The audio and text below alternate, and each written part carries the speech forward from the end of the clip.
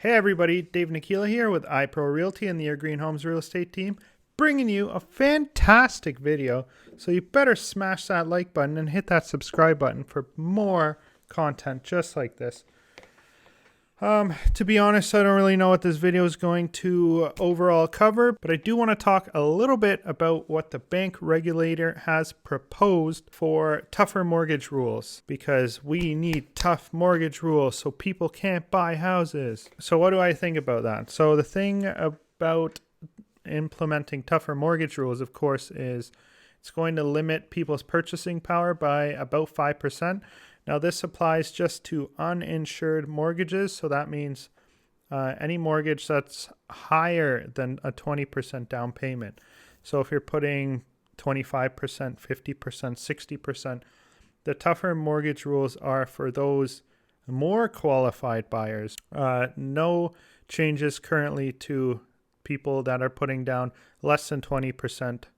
So those would be insured mortgages when you put down less than 20%. So basically what this is going to do is it's going to reduce your purchasing power by about 5%. So say you qualify for a mortgage of $530,000, and that would mean that you would need to put down an additional $26,550 for your down payment on your purchase once the stress test is now in effect.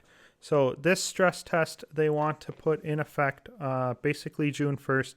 So if you have gone into contract to purchase a house before June 1st, or even if you have a full pre-approval that's locked you in for 90 days in order to find a house to go under contract and buy, you are then still on the previous rules for those mortgages. But if you engage in a contract after June 1st and it's not with a pre-approval, then you will be subject to the new rules, basically limiting your purchasing power by roughly 5%. Basically, if you did qualify for $530,000 worth of mortgage debt and you were putting over 20% down, you would then be qualifying for just over $500,000. So obviously you can see it's not that significant. It is going to reduce purchasing power by a little bit. And then, of course, as you get higher to people that are having $1 million loans, then you're losing about $50,000 in purchasing power. Now, I don't think that the stress test is necessarily going to actually do too much to bring prices down. It will affect certain people for sure, but it's not going to bring down prices drastically. I believe it was TD Bank. They had stated that they are comfortable lending in the current market conditions. They see that the price growth is there, the economic growth is there, and that house prices are stable. Basically, anyone they're loaning to can purchase a substantially more expensive home than what they are buying. So they are very well qualified buyers, almost all of the loans that are going out right now.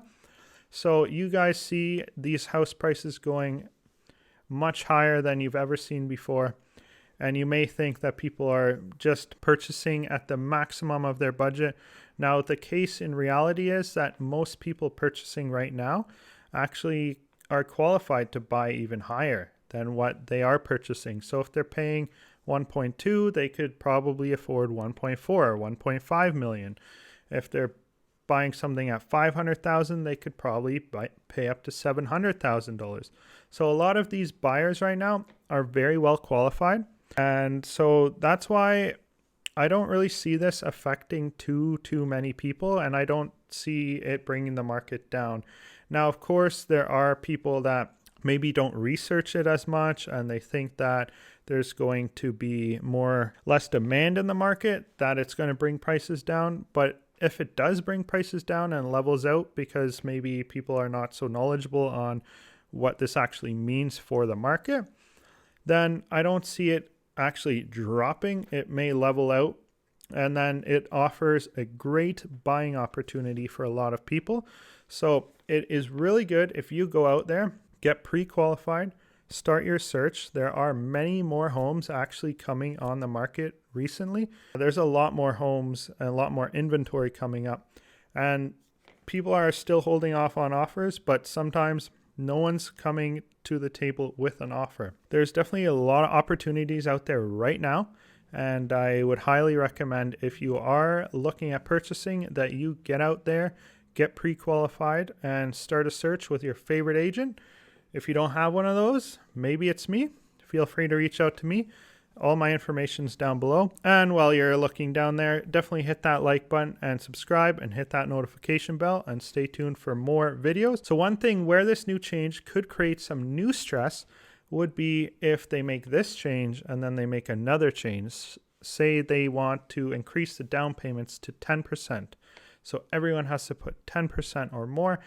Then that is going to start affecting many more people and maybe bringing market values further down. Now, I don't really see the government stepping in and making all these different changes.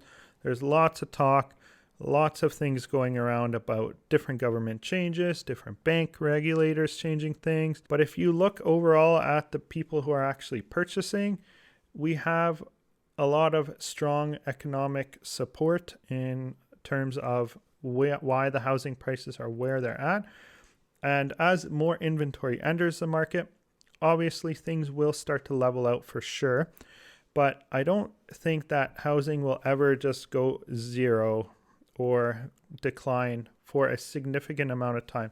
If we look back at 50 years or 100 years, it's always increasing. Housing, especially in Canada, is in such high demand, and they haven't even started allowing mass immigration yet. Once this whole COVID thing starts to settle down and they bring immigration back into effect so that they can bring in, I forget the exact amount of numbers, but it's millions and millions of immigrants that they want to bring in to obviously continue funding our government. So there's going to be mass amounts of money coming into the country once they kind of open up those floodgates. I would definitely highly recommend getting into the market at any time that you can, whether that's now, whether that's in a year from now, whenever your time may be. I highly recommend getting in the market. And if you already own, maybe you could actually pull equity out of your home now in order to purchase a investment property or purchase a pre-construction that will close in 2 years or 1 year, and you can move into that, rent out your current home, or whatever the case may be. There's definitely lots of opportunities right now with financing and the housing market. And I definitely recommend getting into the market as soon as possible. Because when you look back 10 years from now, you're going to say, I wish I bought in 2021 when the markets were going absolutely crazy. Because now you can't buy anything. What are you going to buy in 10 years that's $1 million? Probably nothing, really. You're going to have to go way out into like the boonies to get $1 million shack. $1 million in 10 years is going to be worth pretty much nothing. It's just how inflation works. So my strongest advice to you is get in the market and get in as quick as possible. Don't do it to make money. Do it so you have a roof over your head and you are stable and secure and you can be safe and relaxed in your home and not have to worry about your landlord selling because he's got good equity in his property or whatever other reason. If you can get a home, have a roof over your head that you own, then that is the best thing and the best stress relief that you can have. Not everyone can afford to own, of course, so take that as with a grain of salt. But if you can afford to own, definitely do it. And if you have to move out a little further, maybe it's worth it to you. Definitely consider all your options. Feel free to reach out to myself or anyone else on my team. All my information is down below. My name's David Nakkila. I hope you enjoyed this video and be sure to hit that like button and subscribe button. I'm signing off.